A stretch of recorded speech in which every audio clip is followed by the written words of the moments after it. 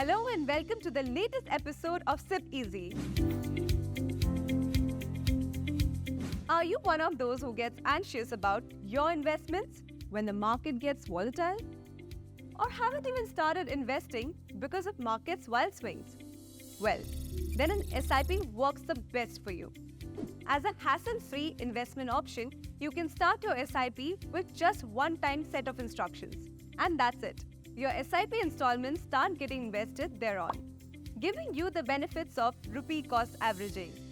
This way, your investments accumulate over time without much stress and the need to review them daily. It is prudent, however, to keep a track of your own investments from time to time. And you should review, evaluate, renew, or rethink your investments on a regular basis, or whenever there are major events that can impact your financial planning. It is, however, advisable to take help of your distributor or advisor to evaluate your SIPs. Just remember, SIP allows you to focus only on your goals without getting distracted by surrounding factors. And like in life, improves our chances of achieving our goals. That's why we say कि हमारी जिंदगी भी SIP की तरह ही है.